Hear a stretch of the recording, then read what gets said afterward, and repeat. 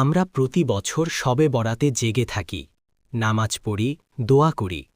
কিন্তু কখনো কি ভেবে দেখেছি এই জাগরণ কতটা প্রমাণিত? চলুন জেনে নেই এই ভিডিওতে। কুর্তা পায়জামা পরে সুগন্ধি আতর লাগিয়ে যদি আপনি কবরস্থানে চলে যান, তবে এতে ভুল কি আছে?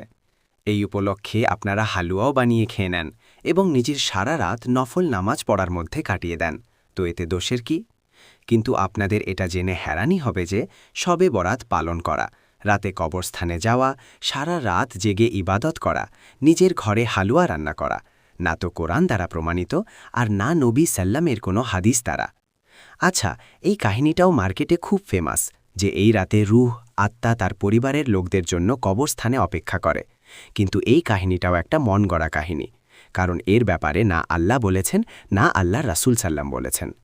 শুধু তাই নয়, মসজিদগুলোতে দাঁড়িয়ে মৌলবীরাও মিথ্যা বলেন যে এই রাতে কিসমাতের ভাগ্যের ফয়সলা হয়, এই জন্য সারা রাত জেগে ইবাদত করা উচিত।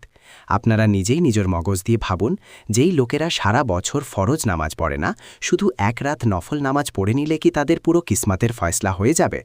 এই রাতে কিসমাতের ফয়সলা একদমই হয় না। যেই রাত আসলে গুরুত্ব রাখে সেই রাত হল লাইলাতুল কদর, যা রমজান মাসে আসে।